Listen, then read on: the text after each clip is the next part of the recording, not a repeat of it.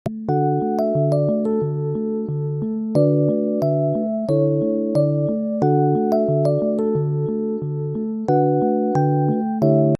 Friends, मैं अमित शर्मा नई video के साथ आपके पास उपस्थित हूँ।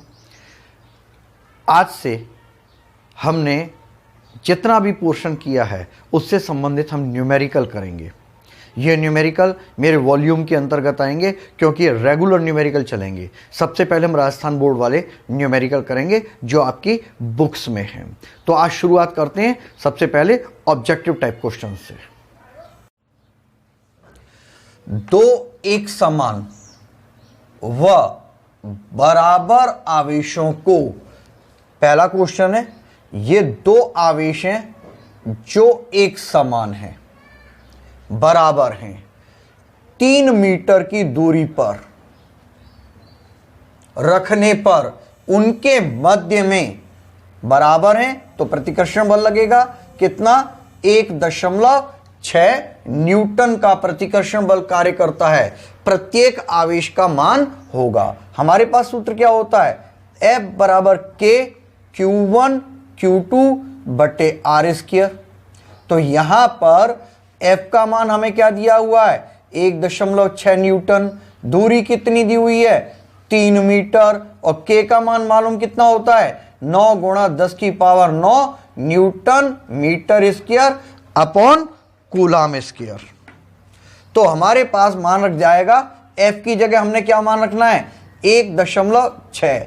K की जगह 9 गुणा 10 की घात 9 गुणा Q स्क्वायर अपॉन R की जगह 3 की घात 2। तो Q स्क्वायर बराबर 1.6 गुणा 9, 3 स्क्वायर इधर जाएगा तो 9 हो गया, बटे ये इसके नीचे आ जाएगा 9 गुणा 10 की घात 9। 9 से तो 9 चला गया, दशमलव हट गया तो नीचे 10 आ गया। तो Q स्क्वायर बराबर यहां पर कितना बन जाएगा? 16 गुणा 10 की घात, ये देखो 10 की घात 9, 10 की घात 1, 10 की घात 10 हो गई, ऊपर जाएगी तो 10 की घात -10। तो Q equal to under root 16 गुणा 10 की घात -10, देन अंडर रूट हटाएंगे प्लस माइनस 4 गुणा 10 की घात -5। हम क्या करें? 10 का गुणा कर दें, 10 का भाग दे दें, तो प्लस माइनस 10 चौक 40 गुणा 10 की घात, ये ऊपर जाएगा -1 जुड़ जाएगा -6 हो गया, प्लस माइनस 40 माइक्रो कूलाम। ये हमें आवेश प्राप्त हो जाएगा। नेक्स्ट क्वेश्चन है, दो आवेशों के मध्य बल F है। हमारे पास दूसरा क्वेश्चन है, दो आवेश हैं, इनके मध्य में लगने वाला बल F बताया गया है। यदि उनके मध्य की दूरी 3 गुना कर दी जाए, मतलब इन दोनों आवेशों के बीच की दूरी हमने R ली है, और यह भी नहीं बताया कैसे हैं आवेश, समान है या अलग अलग है, केवल उनके मध्य की दूरी 3 गुना कर दी जाए, मतलब ये हमारे Q1 Q2 आवेश है। तो पहले सूत्र क्या हो गया? F बराबर K Q1 Q2 बटे R स्क्वायर। अब दूरी क्या कर रही है? 3 गुना कर दी जाए। बल और दूरी इन दोनों की बात की जा रही है, सही है नहीं? आवेश ऐसे के ऐसे ही हैं, तो कहने का मतलब अपने क्या कह सकते हैं? F समानुपाती 1/R स्क्वायर करें तो हम क्या करें? यहां पे F1 बटे F2 बराबर 1/R1 स्क्वायर बटे 1/R2 स्क्वायर। तो F1 बटे F2 equal to R2 square बटे R1 स्क्वायर। हमें क्या क्या दिया गया है? पहले F1 हमने क्या माना है? F1 F के बराबर है, R1 दूरी R के बराबर है, R2 कितना दिया हुआ है? 3 गुना कर दिया जाए, पहले से 3 गुना हो गया, और F2 को हमें फाइंड आउट करना है, सही है? तो अब मान रख दें, F1 की जगह F, F2 ज्ञात करना है, R2 की जगह 3R का होल स्क्वायर, और R1 की जगह हमने R रख दिया। तो ये क्या हो गया? F बट्टे F2 equal to 9R square upon R square. R square से R स्क्वायर कैंसिल, तो F2 बराबर F बटे 9, मतलब कूलाम बल पहले का 1/9 भाग हो जाता है। तीसरा क्वेश्चन है हमारा थर्ड, किसी वस्तु को 5 × 10⁻⁻19 कूलाम से आवेश का मान दिया हुआ है। कितना? 5 × 10⁻⁻19 कूलाम से धनावेशित, इसका मतलब क्या है? इलेक्ट्रॉन निकलेंगे, वस्तु से इलेक्ट्रॉन निकाले जाएंगे। धनावेशित करने के लिए उसमें से निकाले गए इलेक्ट्रॉन की संख्या ज्ञात करनी है। तो हमारे पास सूत्र क्या होता है? Q ± NE। अब ये धनावेशित है, धनावेशित का मतलब क्या हुआ? प्लस होगा। Q +NE, तो N Q/E। तो Q का मान कितना दिया हुआ है? 5 × 10⁻⁻19 coulomb, then E = 1.6 × 10⁻⁻19 coulomb, then N = 5 × 10⁻⁻19 coulomb upon 1.6 × 10⁻⁻19 coulomb. अब इस तरीके से हम क्या करें, इसको काट दें। 10⁻⁻19 कूलाम से एक चला गया, तो क्या बच गया? N = 5/1.6, पॉइंट हटाएंगे, ऊपर चला गया। अब क्या हो जाएगा? 4 से काट दें, 4 × 16, 4 × 1 = 4, 4 दूनी 8, 4 × 5 = 20। 4 से काटेंगे तो क्या हो जाएगा? 4 × 3 = 12, 4 × 1 = 4, 4 दूनी 8। तो N का मान 3.12 आ गया। इसका मतलब लगभग 3 इलेक्ट्रॉनों को निकालने की आवश्यकता होगी। ठीक है नहीं? हमारे पहला क्वेश्चन, दूसरा क्वेश्चन और तीसरा क्वेश्चन हो चुका है। अब हम करने जा रहे हैं चौथा क्वेश्चन। 2 बिंदु आवेश +9e। चौथा प्रश्न है +9e, ये आवेश है, तथा +e, ये वाला +e है, परस्पर 16 सेंटीमीटर की दूरी पर स्थित हैं। यहां से यहां तक की दूरी कितनी है? 16 सेंटीमीटर। इनके मध्य एक अन्य आवेश Q को, यहां पर एक Q आवेश रखा है। कहां रखे कि यह साम्यावस्था में रहे? यहां साम्यावस्था होगी। साम्यावस्था का मतलब क्या हो गया? कि दोनों के कारण लगने वाला बल समान होगा। ठीक है नहीं? तो हमने क्या किया, मान लिया +9e से ये x दूरी पर है, तो दूसरी दूरी कितनी हो जाएगी? 16 - x दूरी हो जाएगी। ठीक है नहीं? +9e से बल कितना लगता है? F1, और +e से बल लगता है F2। बल समान होना चाहिए, मतलब F1 = F2 होना चाहिए। तो F के लिए क्या हो जाएगा? K Q1 Q2/R²। दोनों तरफ सूत्र तो हमारा यही रहता है ना, मान रखेंगे। अब हम यहां पे तो देखेंगे जरा, K तो है ही अपनी जगह, Q1 की जगह यहां पर क्या आ जाएगा? 9e। यहां पर क्या आ जाएगा अपना? 9e। Q1 की जगह 9e, Q2 की जगह ये Q आ जाएगा, क्योंकि इन दोनों के बीच में F1 बल लग रहा है। यहां पर F1 बल लग रहा है और इन दोनों के बीच में F2 बल लग रहा है। R की जगह यहां पर क्या हो गया? x²। अब यहां पर देखो, Q1 की जगह हम Q ले लें, Q2 की जगह यहां पर क्या आ गया? +e, और इन दोनों के दूरी बीच कितनी है? 16 - x²। ठीक है नहीं? तो अब इसके बाद हमारे पास K से K कैंसिल, Q से Q कैंसिल, E से E कैंसिल, तो बचा क्या? 9/x² = 1/16 - x²। तो अब क्या करें हम? अब हम इनका दोनों तरफ अंडर रूट ले लेते हैं। तो इधर क्या बच गया? 3/x, और इधर क्या बच गया? 16 - x। वज्र गुणन कर दिया, क्रॉस मल्टीप्लिकेशन, तो क्या हो जाएगा? 48 minus 3x equal to x, then 48 equal to x plus 3x, then 48 equal to 4x, x equal to 48 upon 4, x equal to 12 centimetre, मतलब प्लस 9e से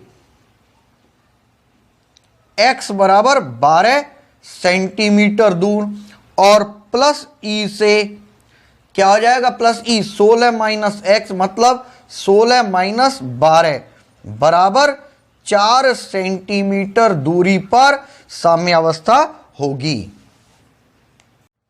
हमारा पांचवा क्वेश्चन है। पांचवा क्वेश्चन क्या कह रहा है, दो समान गोले जिन पर विपरीत तथा असमान आवेश हैं।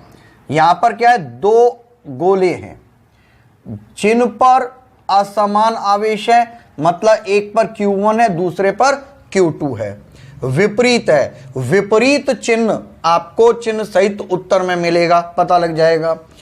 परस्पर 90 सेंटीमीटर की दूरी पर स्थित है, तो ये हमने ले लिया R बराबर 90 सेंटीमीटर, 90 गुणा 10 की घात माइनस 2 मीटर। हमेशा हम मात्रक को 10 की घात में ही बदलेंगे, जिससे कैलकुलेशन में हमें आसानी होगी। इनको परस्पर स्पर्श करवाकर, अब अगर हम इनको स्पर्श करवाते हैं तो ये Q1 है, ये Q2 है, तो कुल आवेश कितना हो जाएगा, टोटल चार्ज कितना हो जाएगा, यहां पर Q1 प्लस Q2, सही है नहीं। फिर Q का क्या होगा, पुनः वितरण, दोबारा से इनके अंदर बदलाव होगा। तो अब दोनों आवेशों पर हमें बराबर आवेश आएगा, Q1 प्लस Q2 अपॉन 2 और Q1 प्लस Q2 अपॉन 2, क्योंकि दोनों, अच्छा स्पर्श करवा के इन्हें वापस कहां पर छोड़ दिया है, 90 सेंटीमीटर की दूरी पर, 90 गुणा 10 की घात माइनस 2 मीटर की दूरी पर। तो हम अपनी सरलता के लिए क्या करते हैं, यहां पर Q आवेश और यहां पर Q आवेश दोनों को बराबर लेना है ना, ये और ये बराबर है, तो दोनों को हमने Q मान लिया। अब हम सूत्र लगाते हैं, F बराबर K, Q1 Q2 बटे दूरी का वर्ग 90 गुणा 10 की घात माइनस 2 का होल स्क्वायर। तो वे परस्पर 0.025 न्यूटन बल से प्रतिकर्षित होते हैं।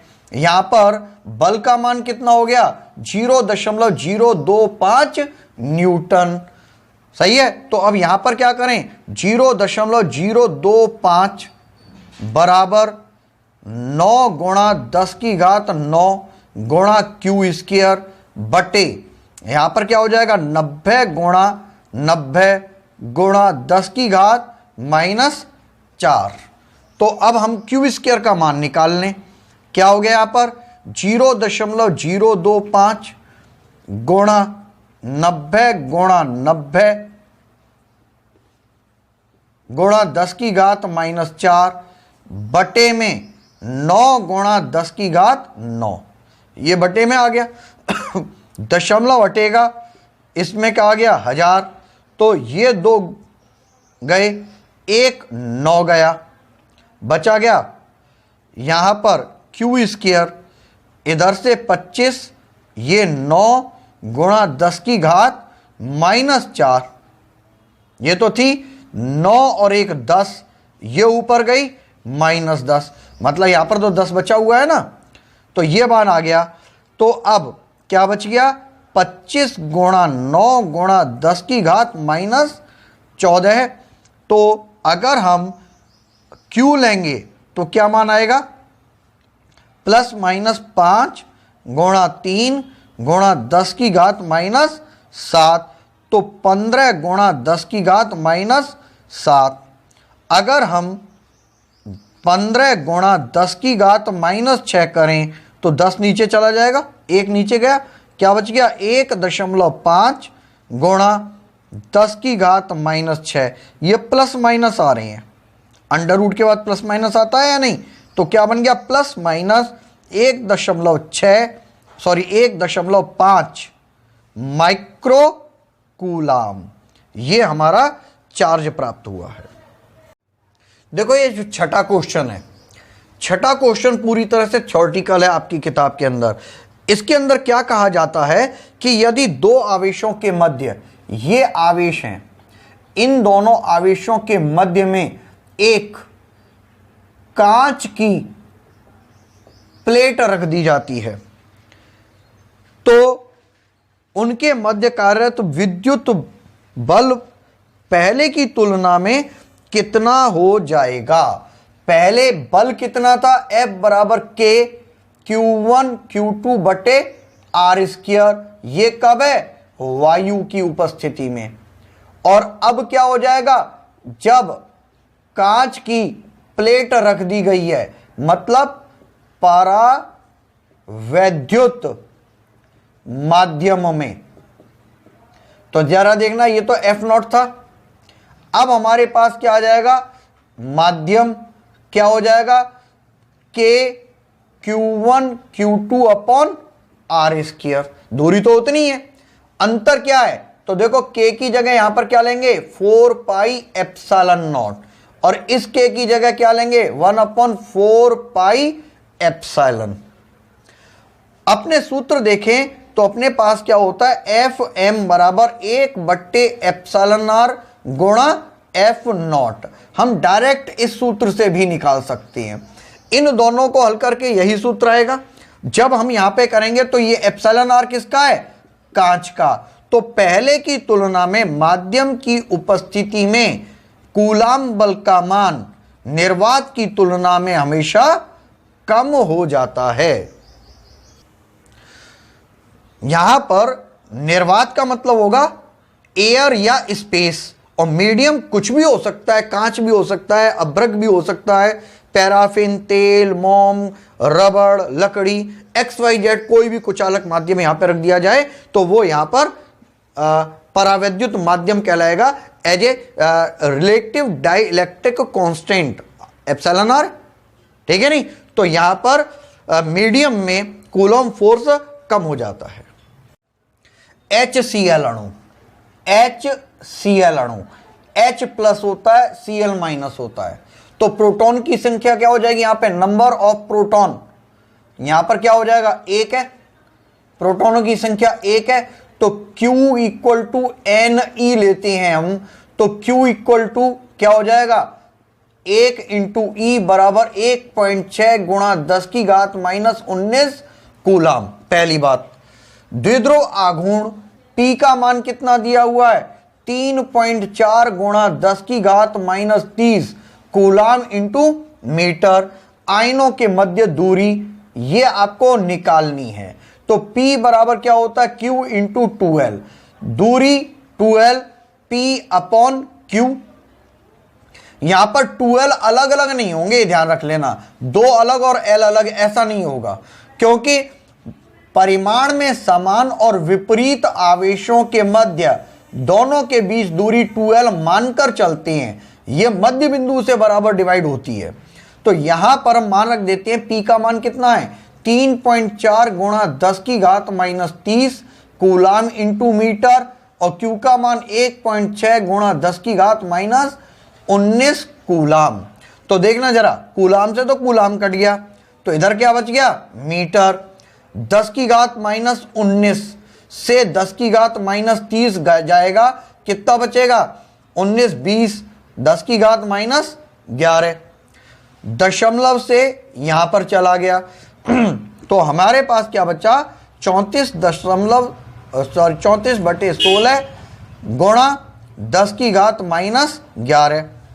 तो यहां पर मान कितना आ जाएगा, 16 दूनी 32, 2 20, 16 एकम 16, 4 40 हो गया, 16 दूनी 32 गुणा 10 की घात -11 मीटर। ये यहां पर 2L लंबाई हमें प्राप्त होती है। हमारा ये वाला आंसर हो जाएगा 2.12 इंटू 10⁻11 मीटर। 7 क्वेश्चन हो चुके हैं, 8वां क्वेश्चन करना है। एक इलेक्ट्रॉन तथा प्रोटॉन समरूपी विद्युत क्षेत्र में स्थित उनके त्वरणों का अनुपात क्या होगा। देखो जरा, ये समरूप विद्युत क्षेत्र है, एक समान विद्युत क्षेत्र। इसके अंदर एक क्या है, इलेक्ट्रॉन और दूसरा प्रोटॉन है। इलेक्ट्रॉन पर देखो पूंछ पर प्लस किधर होंगे, पूंछ पर प्लस होंगे और शीर्ष पर क्या होंगे, माइनस। टेल पर पॉजिटिव और हेड पर नेगेटिव। तो इलेक्ट्रॉन पर फोर्स इस साइड में अप्लाई होगा और प्रोटॉन पर, सॉरी उल्टा लिख गया मैं, इलेक्ट्रॉन है, इलेक्ट्रॉन पर फोर्स इलेक्ट्रिक फील्ड के अपोजिट डायरेक्शन में और प्रोटॉन पर सेम साइड में। तो यहां पर इलेक्ट्रॉन Ae, सही है नहीं, और प्रोटॉन क्या हो जाएगा, प्रोटॉन का एक्सेलरेशन क्या हो जाएगा, AP। तो F इक्वल टू क्या होता है, ma, then A equal to क्या हो गया, F बटे M। ये इक्वल एंड अपोजिट ही तो होते हैं चार्ज इलेक्ट्रॉन और प्रोटॉन पर, सही है नहीं। तो अब यहां पर जो एक्सेलरेशन हमें मिलेगा AE upon AP equal to, दोनों पर फोर्स सेम अप्लाई हो रहे हैं, तो यहां पर क्या हो जाएगा, F तो वैसे ही रहेगा upon ME upon F upon MP। तो आप देखिएगा यहां पर F से तो F गया, तो AE upon AP equal to MP upon ME, सही है नहीं। इलेक्ट्रॉन का द्रव्यमान कितना होता है, यहां पर 9.1 गुणा 10 की घात माइनस 31 किलोग्राम। प्रोटॉन का द्रव्यमान कितना होता है, 1.67 गुणा 10 की घात माइनस 27 किलोग्राम। तो इस तरीके से त्वरण इनके द्रव्यमानों के व्युत क्रमानुपाती होता है। यह हमारा वर्ग है। क्वेश्चन कह रहा है किसी वर्ग के चारों कोनों पर समान परिमाण के आवेश हैं, प्लस क्यू ये रहा, प्लस क्यू ये रहा, इसी तरह से प्लस क्यू यहां पर है और प्लस क्यू यहां पर है। इसके विकर्ण समकोण पर समद्विभाग करते हैं। यहां से यहां तक की दूरी r है। सूत्र क्या होता है, E बराबर KQ बटे R स्क्वायर, ठीक है नहीं। अब विद्युत क्षेत्र की तीव्रता मध्य बिंदु पर निकालनी है, तो इसके कारण विद्युत क्षेत्र की तीव्रता E है किसी एक के कारण। तो हम मान के चलते हैं यहां से इस प्लस क्यू के कारण यहां पर प्रतिकर्षण बल लगेगा, तो विद्युत क्षेत्र की तीव्रता कितनी हो गई, E1। इस प्लस क्यू के कारण विद्युत क्षेत्र की तीव्रता, भाई ये वाला प्लस इसको प्रतिकर्षित करेगा, ये हो गई E2, ठीक है नहीं। अब इसी तरह से ये वाला प्लस क्यू इसे प्रतिकर्षित करेगा, ये वाली हो गई E3, और ये इसे प्रतिकर्षित करेगा, ये हो गई E4। अध्यारोपण के सिद्धांत से परिणामी विद्युत क्षेत्र सभी के तीव्रताओं के सदिश योग के बराबर होता है, vector E2 plus vector E3 plus vector E4। यहां पर E1 और E2 में क्या संबंध है, E1 परिमाण में समान परंतु विपरीत दिशा में है, ऐसे ही E3 और E4 क्या है, परिमाण में समान परंतु विपरीत दिशा में है।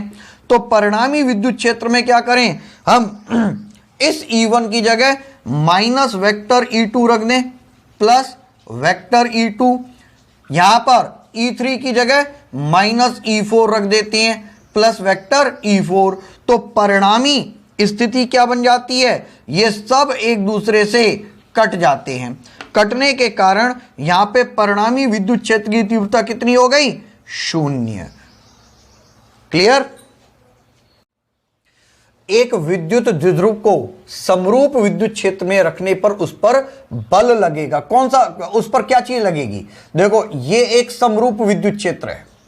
समरूप विद्युत क्षेत्र में विद्युत द्विध्रुव को रखते हैं तो प्लस क्यू यहां पर होता है और माइनस क्यू यहां पर होता है, ये माइनस क्यू है, और यहां पर आपका ये 2L है, सही है नहीं, ये थीटा कोण पर है।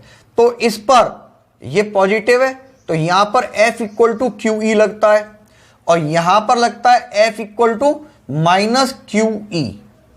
सही है। अब यहां पर जो परिणामी बल लगता है, टोटल बल लगता है, ये तो हो गया plus QE minus QE equal to 0। मतलब यहां पर बल तो नहीं लग रहा है, लेकिन ये क्रिया रेखा पर नहीं है, क्रिया रेखा पर नहीं है। इसके कारण ये जो बल है ये क्या करेगा, ये विद्युत क्षेत्र में लाने का प्रयास करता है, तो इसे घुमा देगा। घुमा देगा मतलब F जो है ये बल आघूर्ण लगाता है। तो कहने का मतलब है कि एक विद्युत द्विध्रुव को समरूप विद्युत क्षेत्र में रखने पर उस पर केवल और केवल बल आघूर्ण ही लगता है। यह आपका 10वां क्वेश्चन हो गया। अब आ जाते हैं 11वें क्वेश्चन पे। विद्युत क्षेत्र में द्विध्रुव पर बल आघूर्ण का मान अधिकतम होने के लिए टॉ बराबर क्या होता है, PE साइन थीटा। जब थीटा 0 है, साइन 0, तो टॉ 0 होगा। यह मिनिमम स्थिति है, सही है नहीं। और मैक्सिमम के लिए क्या चाहिए, जो उत्तर है हमारा, मैक्सिमम के लिए थीटा का मान 1 होना चाहिए, तो साइन 90 का मान 1 होगा, तो टॉ मैक्सिमम मिलेगा PE साइन 90। इसका मतलब हमें कितना चाहिए, 90 डिग्री होना चाहिए। अधिकतम होने के लिए P तथा E के मध्य जो कोण है वो 90 डिग्री का होना चाहिए। 12वें क्वेश्चन पे आ जाते हैं हम। 12वां क्वेश्चन क्या कहता है, एक विद्युत द्विध्रुव के कारण अनुदैर्ध्य स्थिति, एक्सियल पोजीशन, एक्सियल अक्ष स्थिति, अक्ष स्थिति पर क्या होता है, K2P अपॉन R3, और A इक्वेटोरियल लाइन पर क्या होगा, निरक्ष स्थिति पे, निरक्ष स्थिति पे सूत्र होता है KP अपॉन R3। क्या चाहिए, समान दूरी स्थित प्रेक्षण बिंदु पर विद्युत क्षेत्र की तीव्रताओं का अनुपात बताइए। अगर हम इसे रेशो में बदलें तो हमारे पास क्या आ जाएगा, E axis upon E equatorial equal to, देखो KP से K और P गए, R3 से R3 गया, 2/1 हो गया या नहीं, सही है नहीं। तो यहां पर अनुपात कितना हो जाएगा, 2:1, 2:1।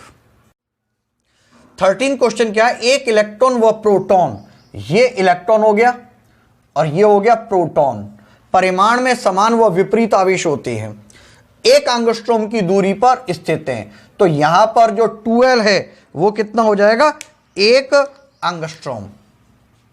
1 एंगस्ट्रॉम मींस 1 गुणा 10⁻⁻10 मीटर। निकाय का द्विध्रुव आघूर्ण चाहिए, Q इंटू 12, Q कितना है, 1.6 गुणा 10⁻⁻19 कूलाम, क्योंकि इलेक्ट्रॉन और प्रोटॉन का आवेश इतनी होता है, गुणा 1 गुणा 10⁻10 मीटर। तो ये क्या हो जाएगा, कूलाम इंटू मीटर।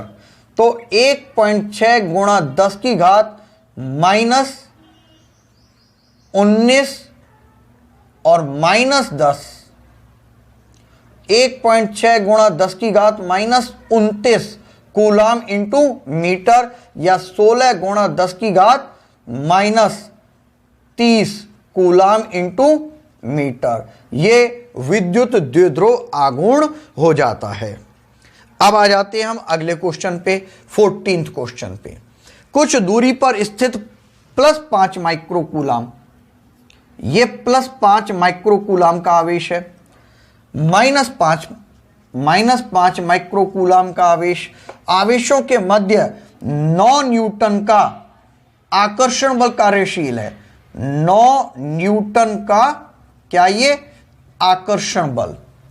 इन आवेशों को परस्पर स्पर्श करवा दिया, तो +5 माइक्रो कूलाम -5 माइक्रो कूलाम, तो टोटल चार्ज कितना हो गया, plus 5 microcoulomb minus 5 microcoulomb, charge कितना हो गया 0। उतनी ही दूरी पर रखने पर कार्य बल बताइए, यहां पर कार्यशील बल बताना है। अरे जब आवेश 0 हो गया तो बल का मान भी क्या हो जाएगा 0 हो जाएगा। 15वां क्वेश्चन है, यदि दो परिमाण में समान और विपरीत आवेश एक दूसरे से कुछ दूरी पर स्थित हैं और उनके मध्य F न्यूटन का बल लगता है, तो इसके अनुसार F बराबर K, Q1 की जगह Q, Q2 की जगह Q बट्टे दोनों के बीच की दूरी का वर्ग, और F न्यूटन बल लग रहा है तो क्या हो गया ये K Q square upon R square. पहली बात हो गई।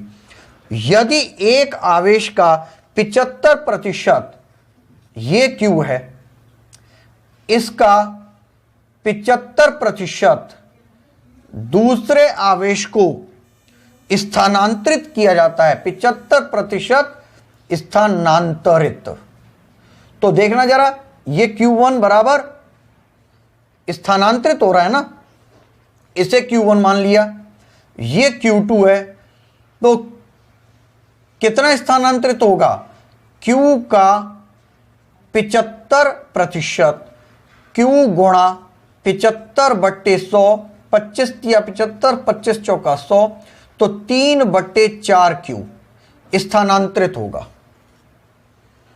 ठीक है नहीं, स्थानांतरित हुआ, स्थानांतरित होकर ये यहां पर आ गया। क्लियर है, ये स्थानांतरित आवेश है, रित आवेश। तो कुल आवेश कितना होगा Q2, Q तो था ही पहले, प्लस 3/4 Q, 4 एकम 4 और 3 7 Q/4। सही है।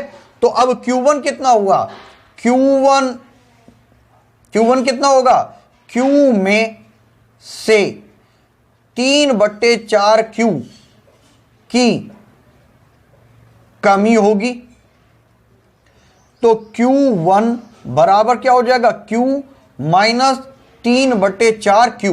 भाई 75% का स्थानांतरण हुआ, 3/4 था, तो यहां पर कितना बच गया Q1 बराबर Q/4। तो अब कौन कौन से आवेश बन गए, Q1 बराबर Q/4 और Q2 बराबर 7 Q/4। तो अब प्रतिकर्षण बल कितना होगा K Q1 Q2/R square, then K Q1 की जगह Q/4, Q2 की जगह 7Q/4 upon R square, then ये क्या हो गया 7/16 K Q square upon R square. अब इस फोर्स को हम बदलेंगे, F डैश मानेंगे। पहले तो F था, अब F डैश है, तो F डैश का मान कितना हो जाएगा 7/16। पहले कितना था K Q square upon R square, F मतलब पहले का 7/16 गुना हो जाएगा। आज हमारे बहुचयनात्मक क्वेश्चन सारे कंप्लीट हो चुके हैं, ऑब्जेक्ट टाइप क्वेश्चन सारे कंप्लीट हो चुके हैं। अब हम short type question next video में करेंगे। ये मेरा वॉल्यूम सीरीज चालू हो जाएगी, इसके अंदर रेगुलर न्यूमेरिकल और शॉर्ट टाइप क्वेश्चन ही चलेंगे, ये ध्यान रखना। और न्यूमेरिकल को समझने से पहले मैंने जो न्यूमेरिकल्स के 3 वीडियो लगाए थे, फर्स्ट, सेकंड और थर्ड, उन सब को भी अच्छी तरीके से देख लीजिएगा। चैनल को सब्सक्राइब करिएगा, बेल आइकन का बटन दबाइएगा, जिससे कि आपके नोटिफिकेशन रेगुलर रूप से आते चले जाएं। जो भी प्रॉब्लम हो कमेंट बॉक्स में लिखनी है। तो ठीक है, हम नेक्स्ट वीडियो में मिलेंगे। धन्यवाद।